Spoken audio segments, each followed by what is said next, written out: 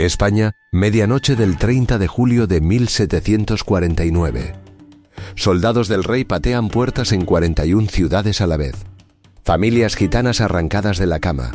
Niños separados de sus madres en la calle. El que intente huir se ahorca. El cadáver se deja colgado en la puerta. 200 años después, otra noche. Casi 3000 gitanos subiendo a camiones en Auschwitz. Mujeres, niños, ancianos. Al amanecer, el bloque vacío. Lo que vas a ver no es la historia del clan que perdió la guerra del narco. Es mucho peor. Los que planificaron esto no eran criminales, eran funcionarios.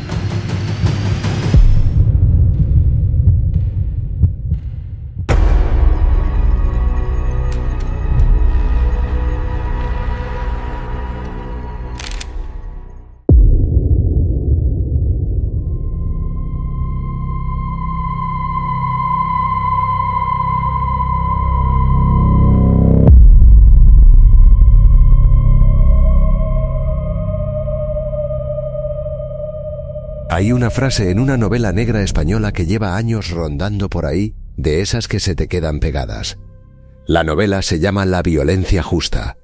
La escribió Andreu Martín y en un momento dado uno de los personajes lo explica así, seco, sin florituras. Los rusos controlaron la heroína en los 80, se enfrentaron a las familias gitanas autóctonas que entonces dominaban la ciudad, ganaron la guerra y ahora ya son los amos de la cocaína, las armas y de una parte de la prostitución. Punto. Las familias gitanas perdieron, fuera de escena. Es una línea de ficción. Andreu Martín la pone en boca de un personaje para pintar el mapa del crimen en Barcelona, y lo hace bien con la frialdad del género noir. Pero esa frase lleva décadas operando fuera de las páginas de esa novela. Funciona como resumen de toda una narrativa que el cine, la televisión y la prensa llevan repitiendo sin parar, los gitanos como clanes violentos que pelean por territorios, que controlan mercados ilegales, que suben y caen según las reglas de la calle.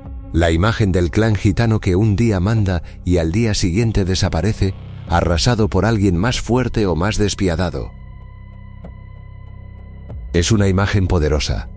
Funciona bien en la ficción. Tiene tensión, tiene jerarquía, tiene el sabor de una guerra de trincheras urbanas. Pero hay un problema enorme con ella, y ese problema es el siguiente. Cuando buscas en la historia real las noches en las que familias gitanas enteras cayeron juntas, simultáneas, arrasadas de golpe, no encuentras guerras de narcos, no encuentras refriegas entre clanes, no encuentras el clímax de ninguna operación policial contra el crimen organizado. Lo que encuentras es al Estado con sus tropas, sus decretos, sus funcionarios tomando nota y sus planos perfectamente trazados. Lo que encuentras son 2 noches en la historia de Europa en las que un aparato gubernamental planificó durante meses la detención simultánea de miles de familias gitanas, las arrancó de sus casas de madrugada y las distribuyó como mercancía entre arsenales, cárceles, fábricas y cámaras de gas. 2 noches, 2 operaciones de Estado, separadas por casi 2 siglos, ejecutadas con una precisión burocrática que habría sido la envidia de cualquier organización criminal. ¿Crees que sabes de qué va esta historia? Clanes, territorios, el de arriba que cae. ¿La has visto 1000 veces? Pues no. Lo que te vamos a contar ahora es infinitamente peor que cualquier guerra de narcos que hayas visto en una serie, porque los que planificaron esto no eran criminales, eran ministros, obispos y médicos con títulos universitarios. La primera noche es el 30 de julio de 1749, España, reinado de Fernando VI. A medianoche, tropas del rey rodean simultáneamente 41 ciudades y villas repartidas por toda la geografía española. En una sola noche, entre 9.000 y 12.000 personas son arrancadas de sus casas. Hombres, mujeres, niños, ancianos, mujeres embarazadas, familias gitanas enteras, detenidas todas a la vez, en el mismo instante, en toda España. Es la operación de represión étnica más grande que se ha ejecutado jamás en la historia de la península ibérica. Y la mayoría de la gente no sabe qué ocurrió. La segunda noche es la del 2 al 3 de agosto de 1944. Auschwitz-Birkenau, Polonia ocupada por la Alemania nazi. Los últimos 2.897 gitanos que quedan con vida en el campo, mujeres, niños, huérfanos, ancianos, son subidos a camiones militares bajo focos y ladridos de perros. Los llevan al crematorio 5. Esa noche no queda nadie en el bloque. Nadie. Toda la población gitana del campo de concentración más mortífero de la historia humana, liquidada en horas. Y esta historia tampoco suele aparecer en los libros de texto. 2 noches, 2 siglos de distancia. El mismo patrón. Localizar, concentrar, golpear de madrugada, separar a los hombres de las mujeres y los niños. Una precisión que no improvisa nadie. Eso requiere meses de planificación, registros, censos, cadenas de mando. Requiere un Estado funcionando a pleno rendimiento con un objetivo claro. Y aquí está la pregunta que nadie te ha hecho directamente. ¿Qué pretendía exterminar exactamente ese Estado? Porque no era el crimen, no era la violencia. Eso es lo que nos han dejado creer. Lo que pretendía exterminar era otra cosa, y cuando lo entiendas, la imagen del clan gitano que pierde la guerra del narco va a parecerte lo que es, una pantalla de humo con 500 años de antigüedad. Para entender esas 2 noches hay que entender primero qué le pasó al pueblo gitano durante los siglos previos en la península ibérica. Porque ninguna de esas operaciones salió de la nada. Detrás de cada una hay décadas de ingeniería legal, de registros, de decretos acumulados, de un Estado construyendo pacientemente el instrumental necesario para ejecutar el golpe cuando llegara el momento. Y el instrumento más importante, el que hizo posible la primera de esas noches, fue algo aparentemente inocuo. Un censo. Un fichero. Una lista con nombres, edades, oficios y direcciones de cada familia gitana de España. Construido ciudad por ciudad, pueblo por pueblo, a lo largo de décadas. Cuando llegó la noche del 30 de julio, los soldados no buscaban a nadie. Sabían exactamente a dónde ir y a quién llevarse. Eso no es una redada. Eso es otra cosa. Eso tiene un nombre que la historia tarda mucho en pronunciar con claridad. Y en el siglo XX, cuando la maquinaria nazi decidió aplicar la misma lógica al pueblo gitano de toda Europa, tampoco empezó por los camiones ni por las cámaras de gas. Empezó por los médicos, por los investigadores con batas blancas que recorrían pueblos y ciudades clasificando familias, midiendo cráneos, rellenando fichas, diagnosticando a personas enteras como una amenaza biológica hereditaria. El fichero primero. La noche después. 2 siglos distintos, 2 regímenes distintos, el mismo método. Cuando ves eso, ya no puedes seguir mirando esta historia como si fuera la de un clan que perdió una guerra de barrio. Lo que estás mirando es un sistema que se perfeccionó durante generaciones, y las familias que cayeron todas juntas en esas noches no cayeron porque fueran poderosas. Cayeron porque alguien con recursos del Estado decidió que era el momento de usar el fichero. Eso es lo que vamos a desmontar en este vídeo. ¿Quién construyó esos ficheros? ¿Quién dio las órdenes? ¿Qué pretendían exterminar exactamente? ¿Y qué pasó cuando los gitanos decidieron que no iban a bajar la cabeza? Porque eso también ocurrió. En los arsenales navales de Cádiz, en los barracones de Birkenau, con clavos arrancados del suelo y con listones de madera arrancados de las literas. La resistencia existe, pero antes hay que entender desde dónde venía el golpe.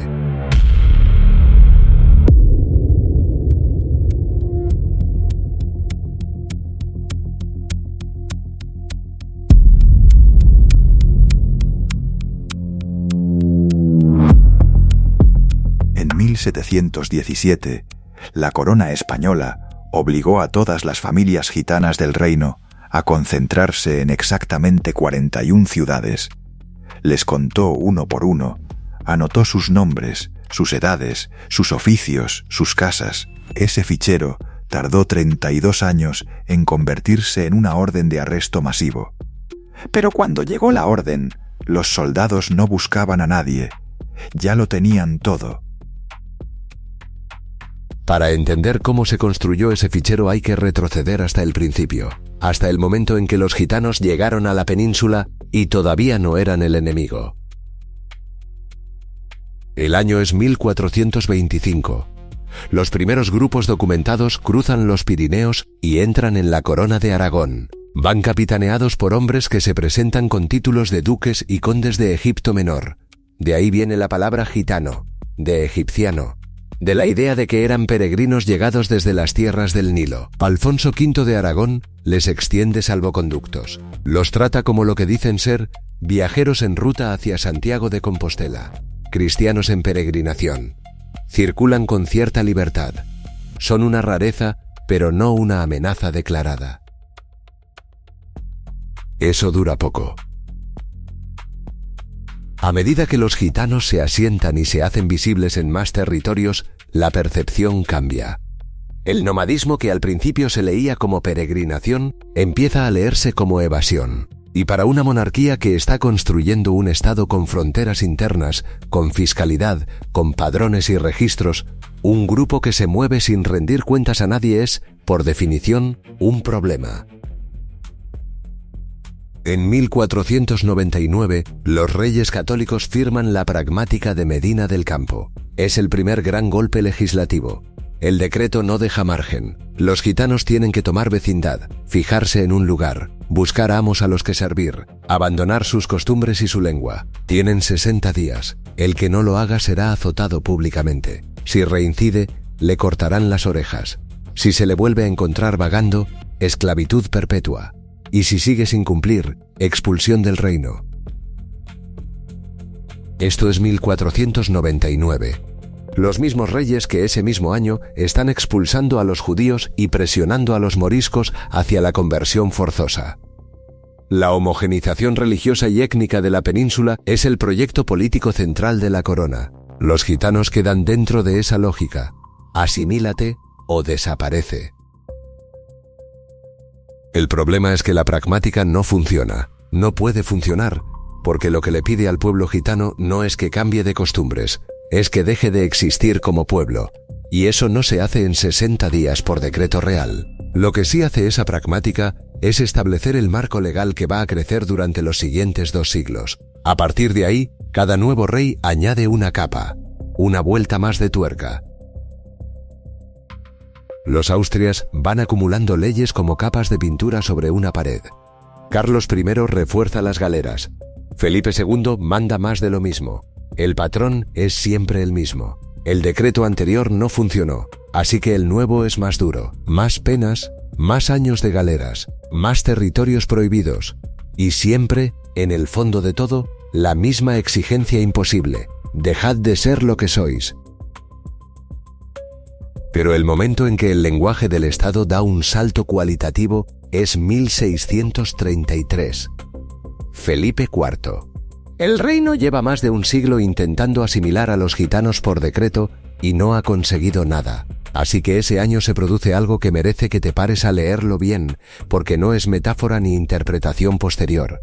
Es el texto literal de una pragmática real. Felipe IV instruyó a las justicias locales que, al tener noticia de gitanos en su territorio, se reunieran con la prevención necesaria de gentes, perros y armas, los cerquen, prendan o maten. Prendan o maten, eso es lo que dice. El rey de España, en un documento oficial, le está dando a los alcaldes y corregidores de sus dominios permiso explícito para cazar y matar a personas por ser gitanas. No por haber cometido un delito concreto, por ser gitanas y estar en el territorio equivocado. En ese mismo decreto se les niega formalmente la condición de grupo étnico diferenciado. Oficialmente, a partir de ahí, no existen como pueblo. Son vagabundos, son una categoría de marginalidad. Esa negación va a tener consecuencias durante siglos.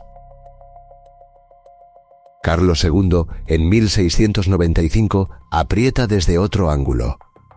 Su pragmática no habla tanto de matar como de empobrecer de forma sistemática. A los gitanos solo se les permite trabajar en la labranza de la tierra. Nada de comercio de animales, nada de ferias, nada de caballos en propiedad.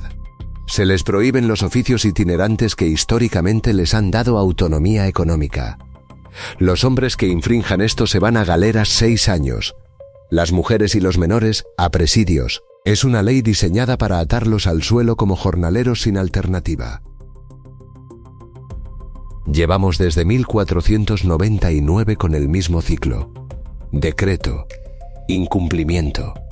Decreto más duro. Y los gitanos siguen ahí, porque ninguna ley puede borrar a un pueblo que lleva 3 siglos echando raíces en la península, mezclándose con las poblaciones locales, hablando castellano, bautizando a sus hijos en iglesias católicas. El Estado sabe que no puede expulsarlos porque ya no hay a dónde expulsarlos.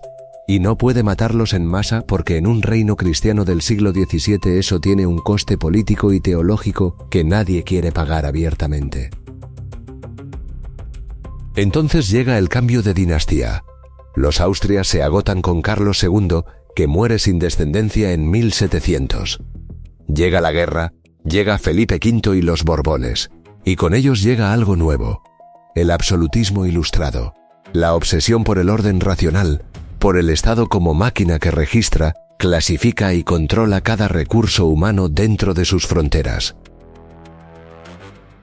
En 1717, Felipe V firma la pragmática que va a cambiar todo. No la más violenta en el lenguaje, pero sí la más peligrosa en sus efectos. El decreto obliga a todas las familias gitanas del reino a concentrarse en 41 ciudades y villas designadas por la corona: Carmona, Sevilla, Cádiz, Jerez, núcleos principalmente del sur, donde ya hay presencia gitana histórica, pero también en Aragón, en Castilla, en Valencia, 41 puntos en el mapa. Fuera de esos 41 puntos, un gitano no tiene derecho legal a existir. Y aquí está la trampa.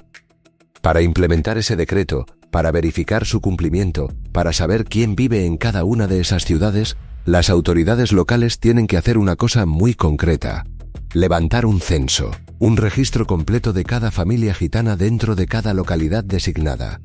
Nombre del cabeza de familia, nombre de la mujer, edades de los hijos, oficio, dirección exacta, todo anotado, todo archivado, todo enviado a Madrid.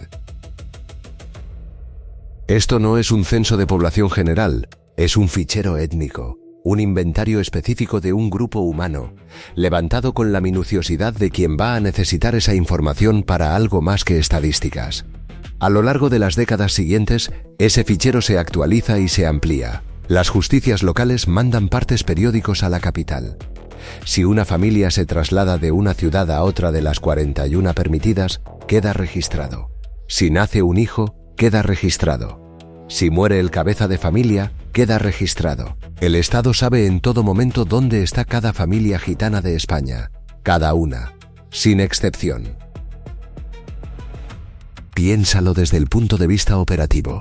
Para ejecutar una operación simultánea en 41 puntos del territorio nacional, para que los soldados lleguen a la dirección correcta en la noche correcta y se lleven a las personas correctas sin margen de error, necesitas exactamente eso: un mapa, una lista con nombres y domicilios. La pragmática de 1717 llevaba décadas construyendo ese instrumento sin que nadie en las 41 ciudades designadas entendiera para qué iba a servir realmente.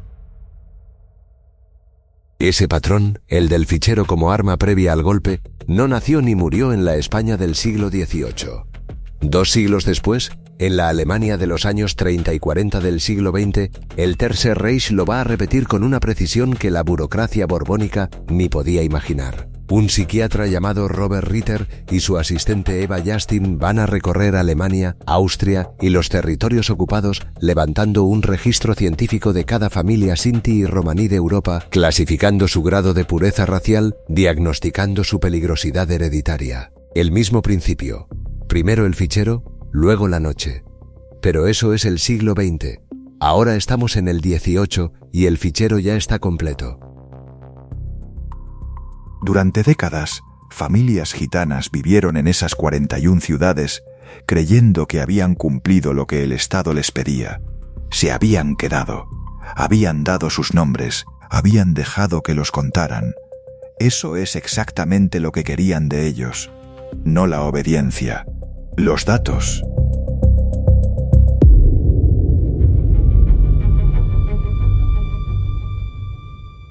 obispo y un ministro se reúnen en Madrid para decidir que una raza entera tiene que dejar de reproducirse, no en secreto, en un documento oficial. Y el rey lo firma.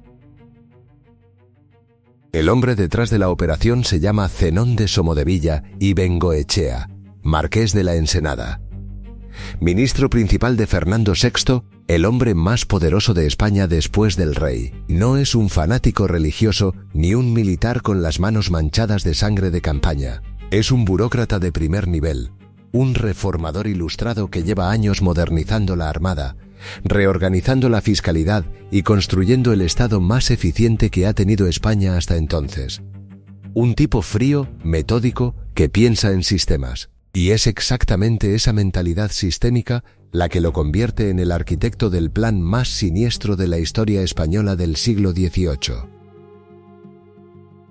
El diagnóstico de Ensenada sobre los gitanos no es que sean peligrosos, es que son inasimilables, que llevan 3 siglos aguantando decretos, leyes y persecuciones y siguen ahí con sus costumbres, con su lengua, con su red familiar intacta. Y su conclusión es que eso no va a cambiar con otra vuelta de tuerca legislativa. La solución, según Ensenada, no es más leyes, es biología. Si se les impide reproducirse durante una generación, el problema desaparece solo. Sin masacres que den que hablar, sin escándalos teológicos, sin sangre en las calles que incomode a la Iglesia o a las cancillerías extranjeras. Una extinción limpia, administrativa, casi invisible.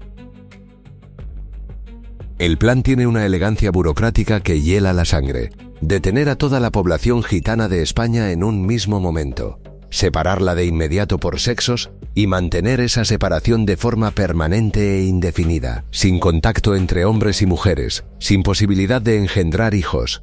En una generación, el último gitano muere de viejo y no hay nadie que lo reemplace. No hace falta matar a nadie directamente. Basta con interrumpir el ciclo. La naturaleza hace el resto. Pero para que ese plan funcione necesita 3 cosas que todavía no tiene. Necesita el fichero, que ya existe gracias a los censos levantados desde 1717. Necesita el factor sorpresa absoluto, porque si las familias tienen aunque sea unas horas de aviso, la operación se hunde. Y necesita cerrar la única válvula de escape que históricamente han usado los perseguidos en la España del antiguo régimen, el derecho de asilo eclesiástico. Las iglesias, los conventos, los santuarios, cualquier persona que cruzara el umbral de un espacio sagrado quedaba bajo la protección de la Iglesia y el Estado secular no podía tocarla sin provocar un conflicto con Roma. Ensenada resuelve ese problema antes de mover un solo soldado. En 1748, un año antes de la operación, la corona española trabaja diplomáticamente para obtener del Vaticano breves pontificios que restringen de forma explícita el derecho de inmunidad eclesiástica para los gitanos. Roma firma. A partir de ese momento, un gitano que entra corriendo en una iglesia buscando refugio la noche de la redada no tiene protección canónica. El cura que lo acoge no puede ampararlo legalmente. La puerta del santuario ya no da a ningún lugar seguro. Con eso resuelto, Ensenada pasa a la fase de coordinación. Y aquí es donde el plan muestra su verdadera escala operativa. Estamos hablando de ejecutar una detención masiva simultánea en 41 puntos del territorio nacional en una época sin telégrafo, sin ferrocarril, sin comunicaciones instantáneas de ningún tipo. Los mensajes viajan a caballo. Las órdenes tardan días o semanas en llegar a su destino. Coordinar una acción simultánea en ese contexto requiere una planificación que empiece meses antes y que deje el mínimo posible al criterio del ejecutor local. La solución de Ensenada son los pliegos sellados. Semanas antes de la operación, desde Madrid salen correos a cada una de las 41 ciudades designadas. Cada pliego contiene instrucciones minuciosas: quiénes son los objetivos, cuántos efectivos se necesitan, cómo distribuir a los detenidos, qué hacer con los que intentan resistir. Pero los sobres llevan una orden adicional impresa en el exterior: no abrir hasta el 29 de julio. Ningún alcalde, ningún corregidor, ningún capitán de milicias sabe exactamente qué contiene ese sobre hasta 48 horas antes de la operación. El secreto se mantiene por diseño, no por confianza, sino por arquitectura del sistema.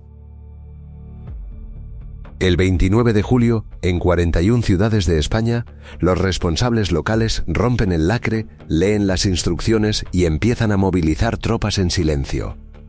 Los gitanos de esas ciudades no saben nada, están en sus casas, están durmiendo, han cumplido lo que la ley les exigía, se quedaron, dieron sus nombres, dejaron que los contaran. No tienen ninguna razón para sospechar que esa noche es diferente a las anteriores. A las 12 de la noche del miércoles 30 de julio de 1749, el golpe cae. En 41 ciudades al mismo tiempo, las tropas del rey y las milicias locales rodean los barrios donde viven las familias gitanas. Los soldados ya saben a dónde ir, tienen las listas del fichero, tienen los nombres y las direcciones, no buscan a nadie, van a buscar a todos. Puertas que se abren a patadas, familias sacadas de la cama, niños despertados a gritos en la madrugada, ancianos que no entienden qué está pasando arrastrados al exterior en camisón, mujeres embarazadas empujadas hacia la calle, todo en el mismo instante, en toda España, como si el país entero hubiera decidido de golpe ejecutar el mismo acto. En pocas horas, entre 9.000 y 12.000 personas están detenidas. La cifra exacta varía según la fuente, porque no todos los registros sobrevivieron y porque en el caos de esa noche algunas familias lograron escapar antes de que cerrara el cerco. Pero el número es de ese orden. 9.000 personas como mínimo arrestadas simultáneamente en una sola noche, en toda la geografía española. Para hacerse una idea de la escala, en 1749 la población total de España no llega a 10 millones de personas. Lo que Ensenada acaba de ejecutar en una noche equivale al arresto de casi el 1% de la minoría étnica más perseguida del reino. Inmediatamente después de la detención empieza la separación. Aquí el plan eugenésico se hace visible en su mecánica más fría. Los hombres y los niños mayores de 7 años son separados de las mujeres en el mismo momento del arresto, en la calle, delante de sus casas. Sin explicaciones, sin tiempo para despedidas. Los niños de 8, 9, 10 años son arrancados de los brazos de sus madres mientras todavía no entienden por qué los soldados se los llevan. Esa separación no es circunstancial, es el corazón del plan. Si no hay contacto entre hombres y mujeres, no hay hijos, no hay siguiente generación. Los hombres y los niños mayores de 7 años van a los arsenales de la Real Armada Española. 3 destinos principales: La Carraca, en Cádiz; Cartagena; Ferrol.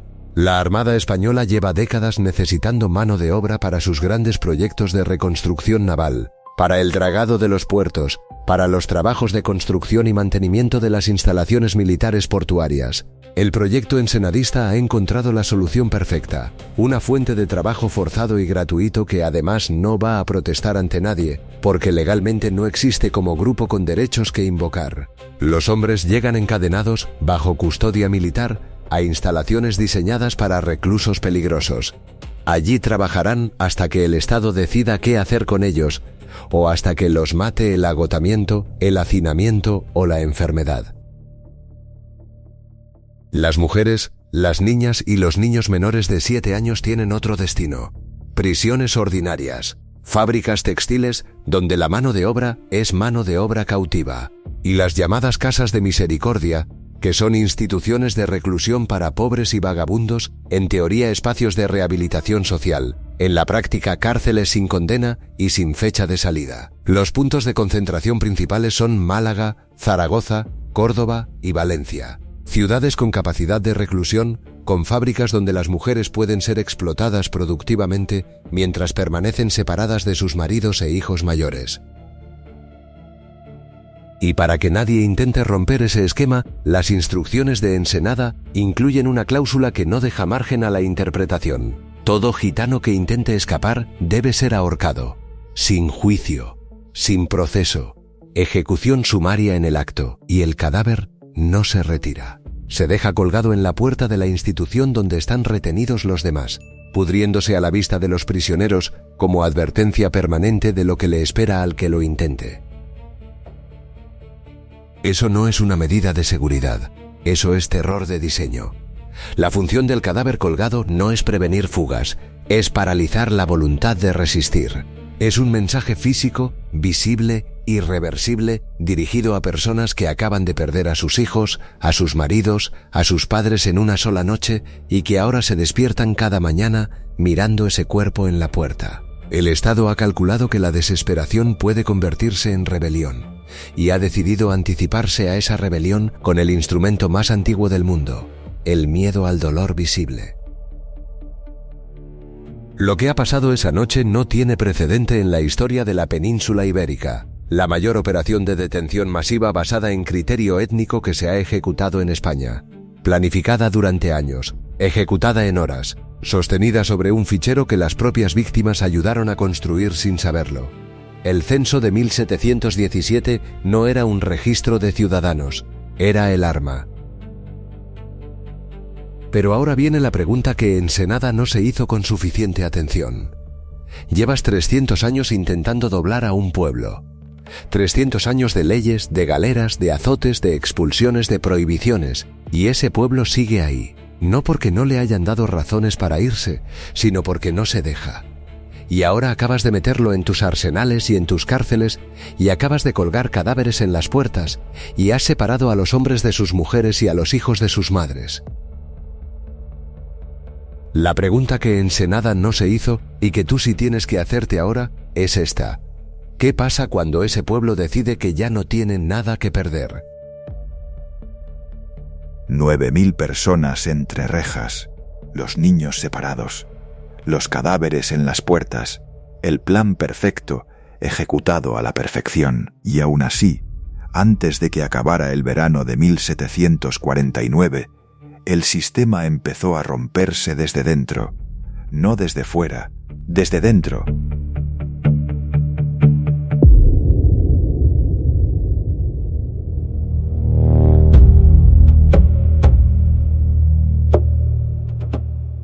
En la noche del 7 de septiembre de 1749, un grupo de hombres gitanos desarmó a sus guardias en un arsenal de la Armada Española, con clavos arrancados del suelo y cuchillos tallados en madera. Si crees que la historia de esta gente es la de un pueblo que se dejó doblegar en silencio, estás a punto de entender que no tienes ni idea. Las mujeres fueron las primeras en moverse, y lo hicieron de una forma que los funcionarios de las casas de misericordia no habían previsto en ningún manual de gestión de presos. Esas instituciones estaban pensadas para pobres dóciles, para mendigos que agradecían el techo y la sopa aguada.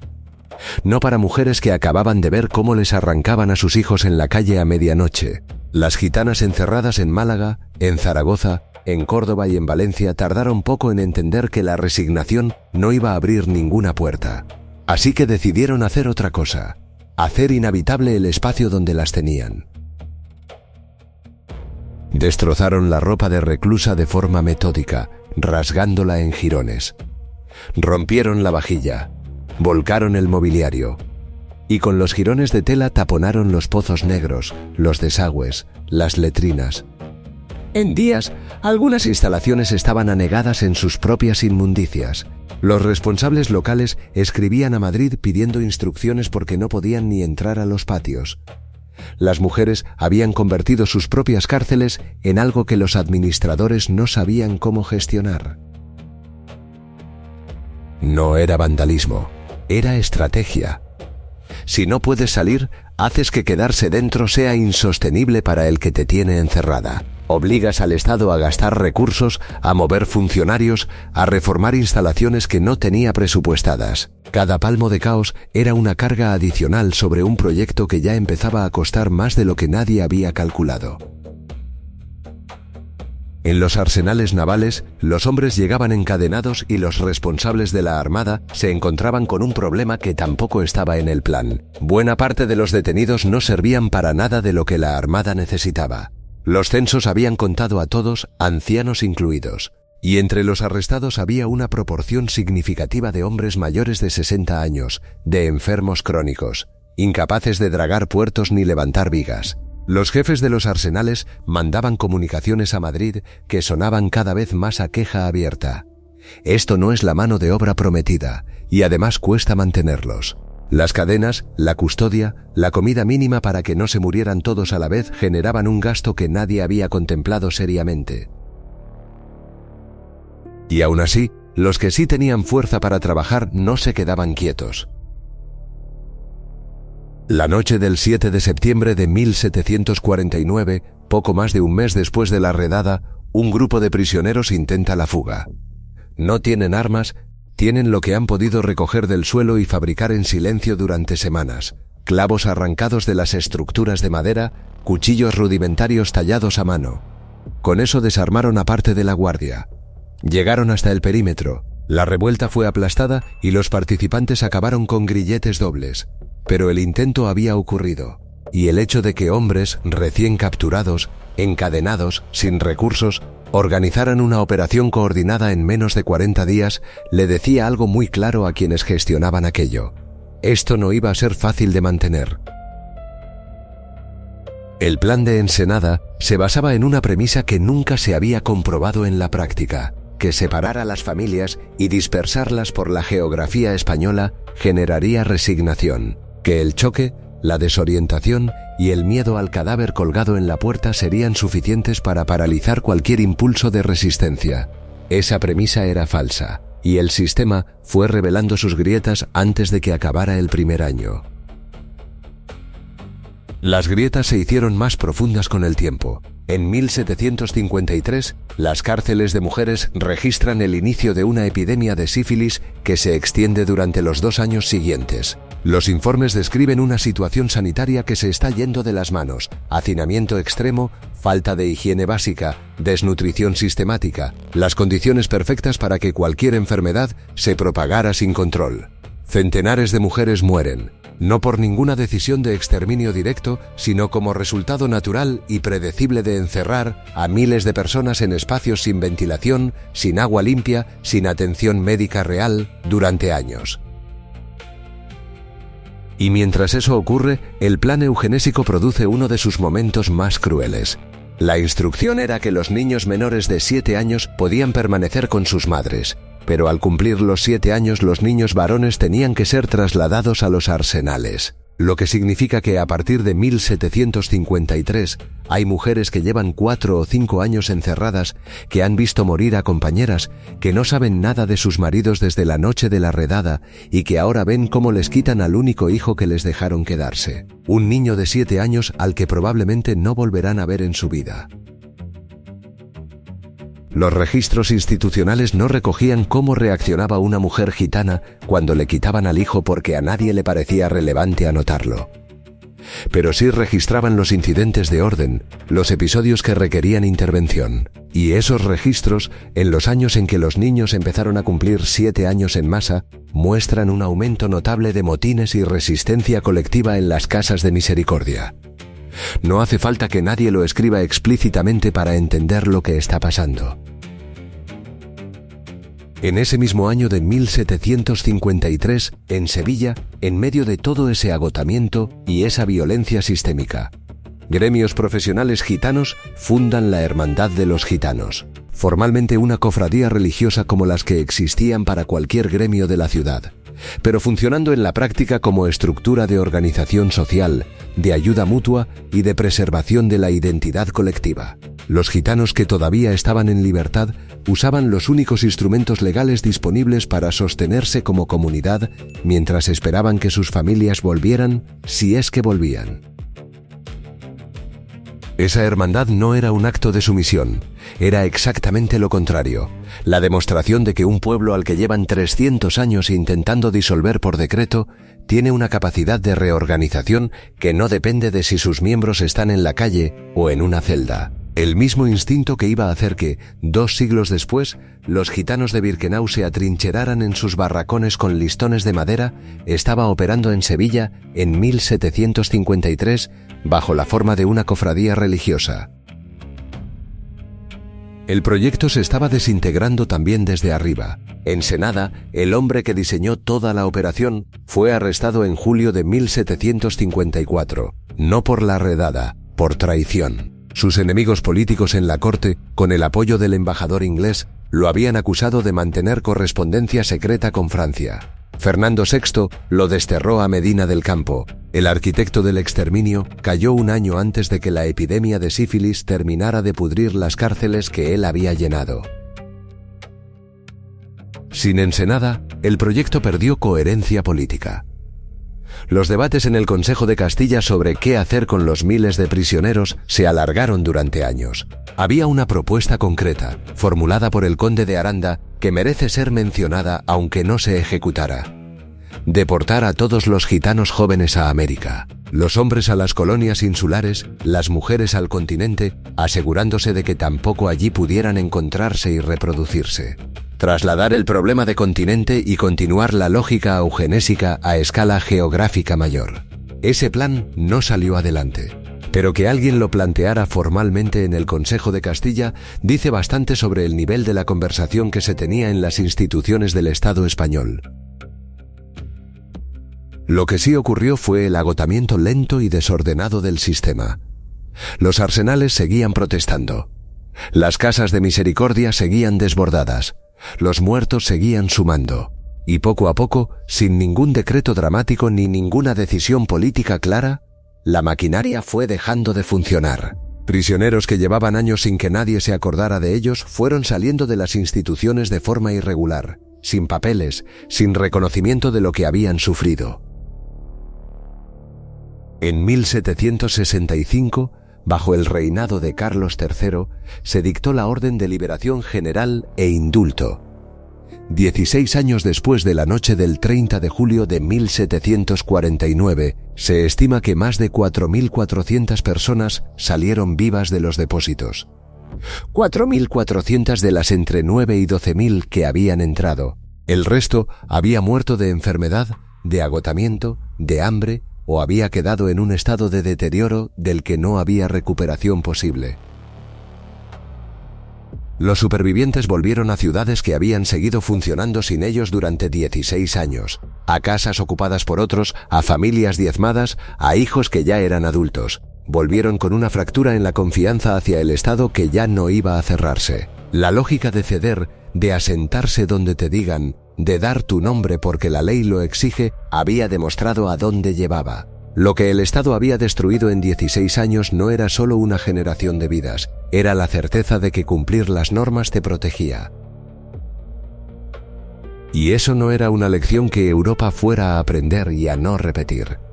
La maquinaria de Ensenada, con sus censos, su separación de sexos, su lógica de extinción biológica planificada desde una mesa de despacho, había demostrado algo que el siglo XX iba a recordar muy bien, que un Estado con los datos, la voluntad política y la cobertura legal puede golpear a una minoría entera en una sola noche con una precisión que ninguna organización criminal podría igualar.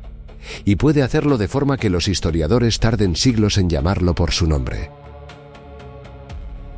16 años. Ese fue el coste de haber dado tu nombre y tu dirección, porque la ley te lo pedía. El plan fracasó. El marqués cayó en desgracia. Las cárceles se vaciaron, pero el método no murió con Ensenada. 2 siglos después, otro Estado europeo iba a retomarlo, con ficheros más precisos, con trenes en lugar de cadenas, y con una eficiencia industrial que el siglo XVIII ni podía imaginar.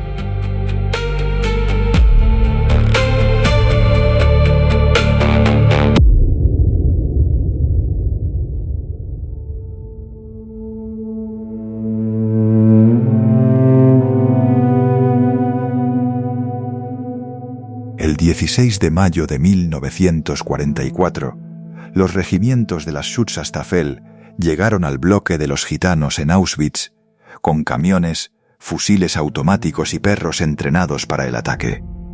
Salieron sin haber ejecutado a nadie. Lo que encontraron dentro paró la operación en seco. Y lo que te vamos a contar ahora es cómo se llegó a esa noche y qué vino después.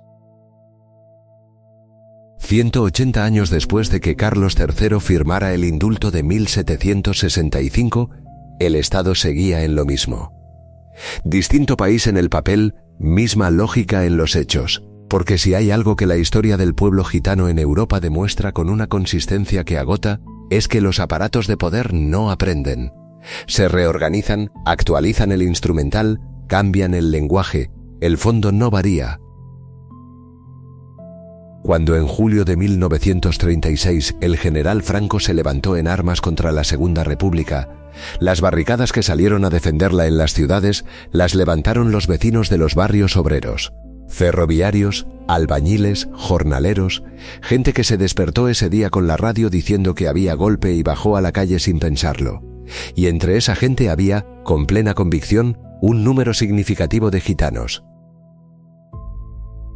Uno de los que bajó fue Helios Gómez, gitano andaluz criado en Sevilla, militante de la Confederación Nacional del Trabajo y de la Federación Anarquista Ibérica, artista que llevaba años convirtiendo su obra gráfica en propaganda revolucionaria. Tenía un cartel de busca y captura en media Europa antes de cumplir los 40. En los primeros días del alzamiento, en Barcelona, Gómez estuvo en los combates que defendieron la ciudad contra las columnas militares sublevadas. Su nombre no aparece en los libros de texto, pero estuvo ahí. Y no fue el único.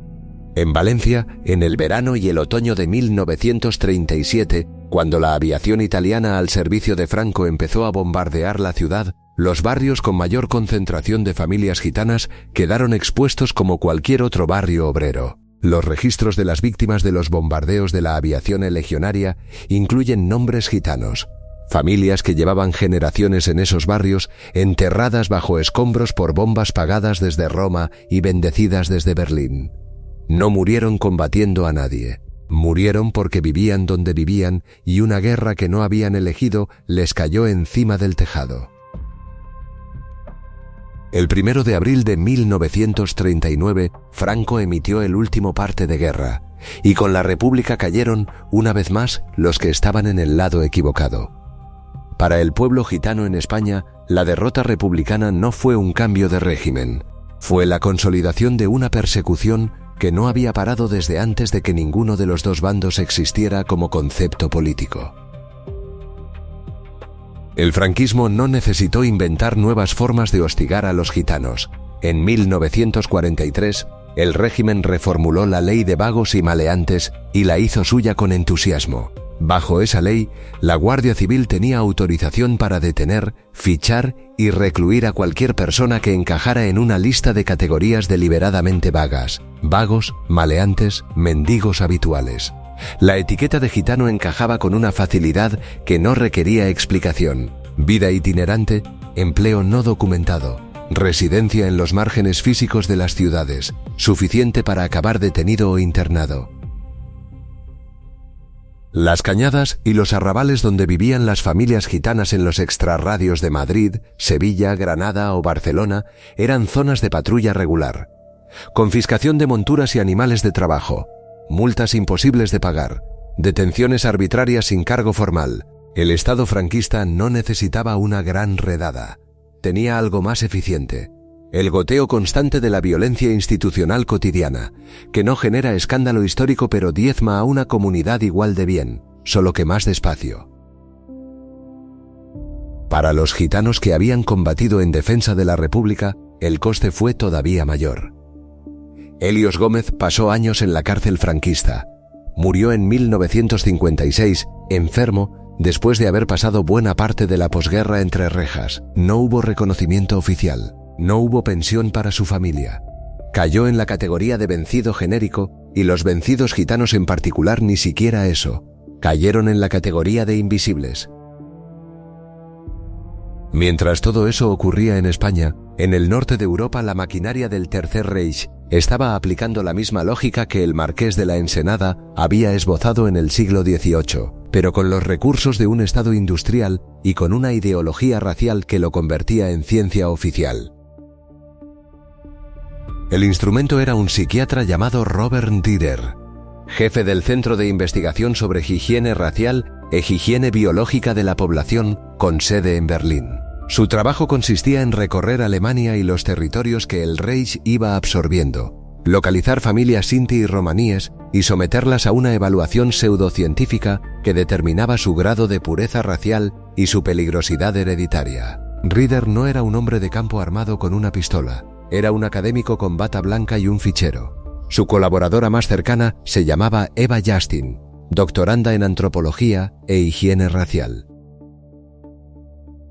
En el orfanato de San José de Mulfingen, en Baden-Württemberg, había 39 niños sinti y romaníes bajo tutela de una orden de religiosas, 20 niños y 19 niñas. Eva Justin los utilizó como material para su tesis doctoral durante años. Los observó, documentó su desarrollo, se ganó su confianza. Su conclusión fue que los gitanos tenían una incapacidad genética congénita para la asimilación social. Una conclusión científicamente fraudulenta construida sobre el sufrimiento de 39 criaturas. El 12 de mayo de 1944, una vez que Justin obtuvo el material que necesitaba para defender su tesis, los 39 niños de Mulfingen fueron subidos a un tren con destino a Auschwitz.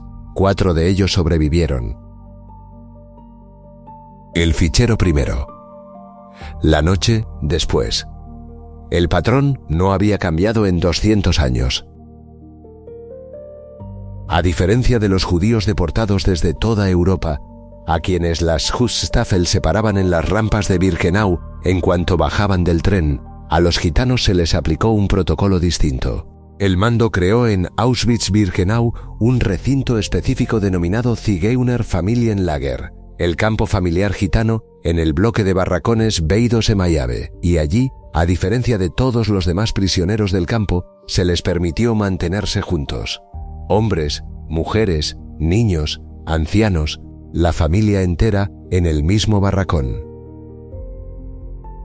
Cualquiera que conozca la lógica de las Schutzstaffel sabe que eso no era misericordia, era cálculo. Los oficiales que gestionaban Auschwitz sabían que arrancar a los niños de los brazos de sus madres en la rampa, con el olor del campo en el aire y los perros ladrando, generaba reacciones que no siempre podían controlarse. Mantener unidas a las familias gitanas producía el efecto contrario. Docilidad provisional, la parálisis que genera la esperanza de que si cooperas no va a pasar nada peor.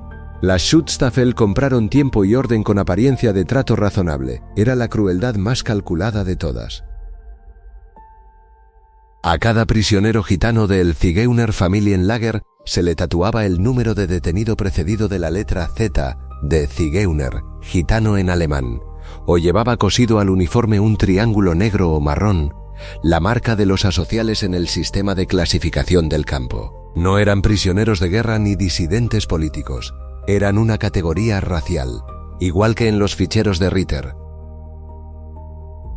Las condiciones dentro del bloque eran de las peores documentadas en todo el complejo. El preso político austríaco Hermann Langbein, que declaró años después en el juicio de Frankfurt desde su posición en la administración central de Auschwitz, dejó registrado: vio mucho en ese campo, pero lo que vio allí fue peor que cualquier otra cosa. El tifus y la disentería recorrían los barracones con libertad que las Schutzstaffel ni intentaban frenar. 5 personas compartían una hogaza de pan racionada. El agua era la de los charcos, estancada y fangosa, una humillación adicional para un pueblo cuya cultura impone normas de pureza e higiene entre las más estrictas de Europa. Observarlas en Birkenau era físicamente imposible, y eso no era un accidente logístico. En ese mismo bloque, el médico de las Schutzstaffel Josef Mengele encontró el material que necesitaba para sus experimentos.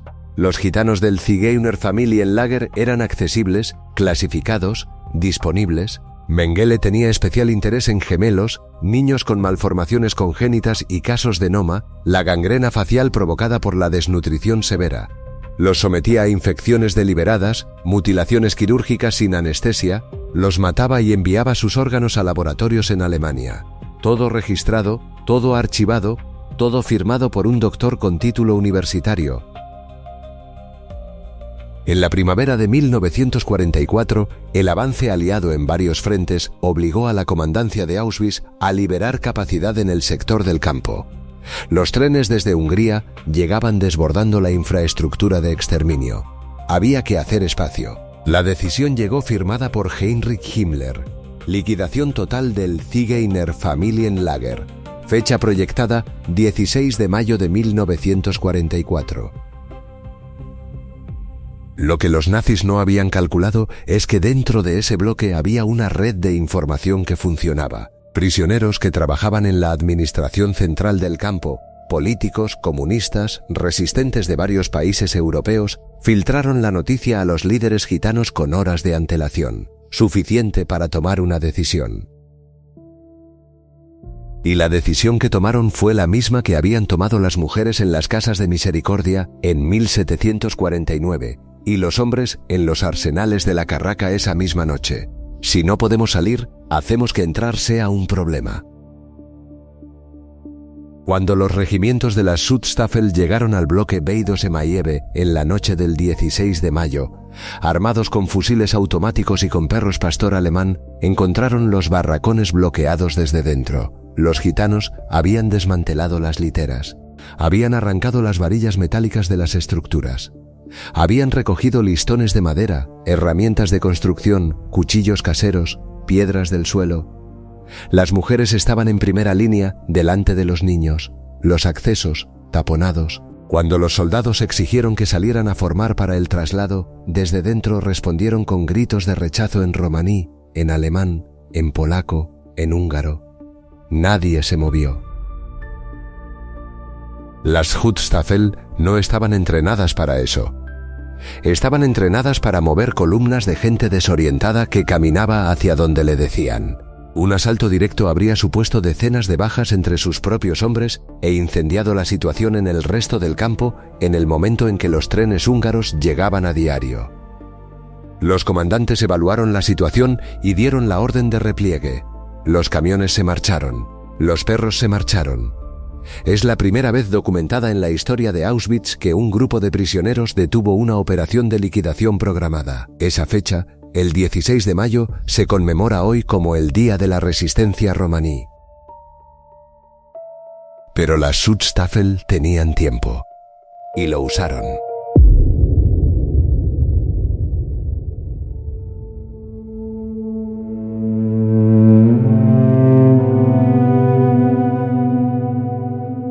Los supervivientes romaníes salieron de los campos en 1945 con el número tatuado en el brazo y sin familia que les quedara. Fueron a los tribunales aliados a ofrecer su testimonio. Los tribunales los miraron y no los llamaron al estrado. Nunca. Lo que te vamos a contar ahora es cómo se borra un genocidio mientras las cámaras del mundo siguen encendidas. Los juicios de Nuremberg construyeron el archivo histórico más completo que existía sobre los crímenes del nazismo. Testigos, documentos, cadenas de mando, órdenes firmadas, un esfuerzo colosal de memoria judicial que todavía hoy es la base de cualquier estudio serio sobre el Tercer Reich. Y en todo ese proceso, ni un solo superviviente romaní subió al estrado, no porque no hubiera supervivientes capaces de hablar, porque a los fiscales aliados no les pareció necesario incluir el porrajmos en la narrativa central. El exterminio de entre 220.000 y 500.000 personas por razón exclusiva de su etnia quedó fuera del relato oficial desde el primer día, no por accidente, por decisión de omisión, que es la forma más silenciosa y más duradera de borrar algo de la historia. Pero la omisión en Nuremberg fue solo el prólogo. Lo que vino después fue más activo.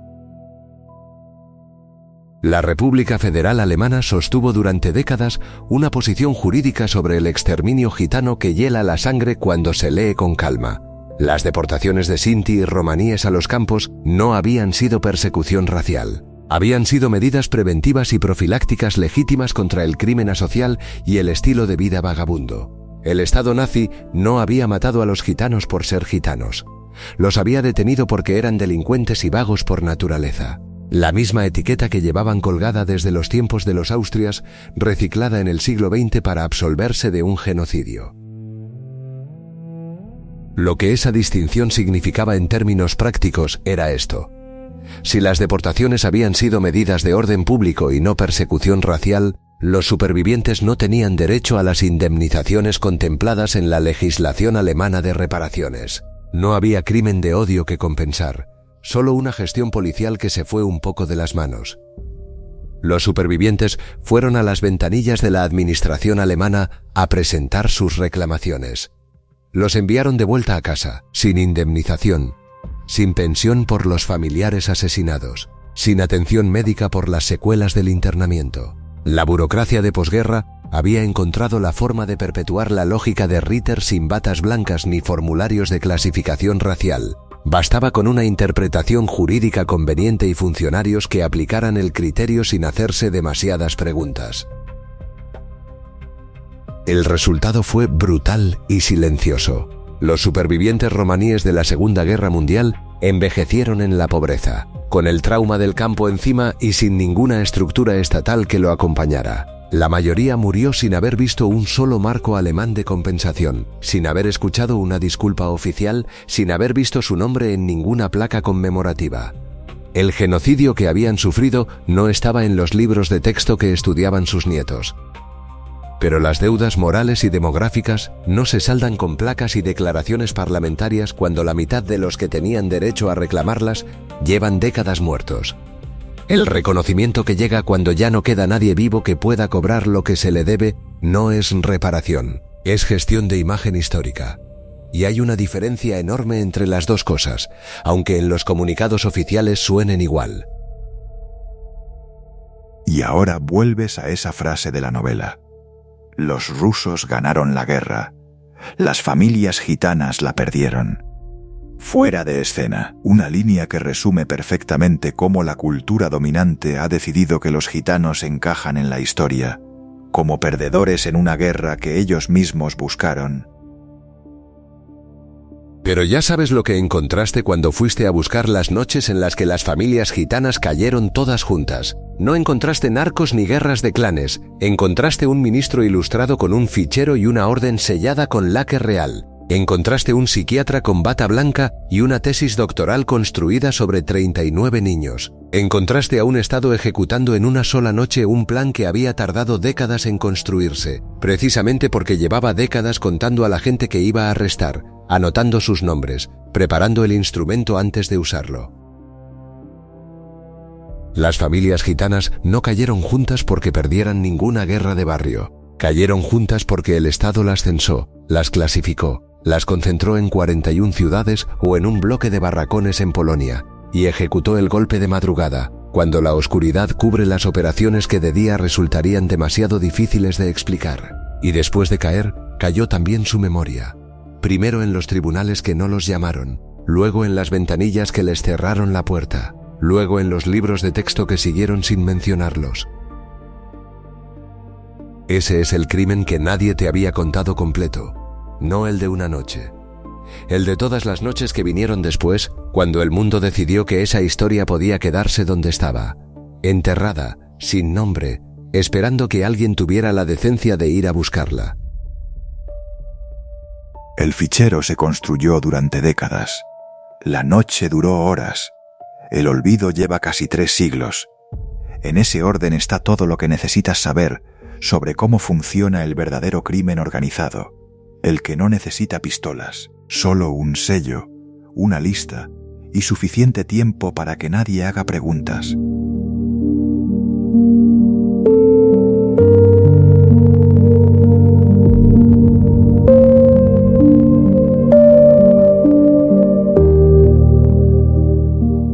Desclasificar este nivel de historia lleva semanas de archivo, de fuentes que nadie quiere citar y de documentos que los estados prefieren que sigan enterrados.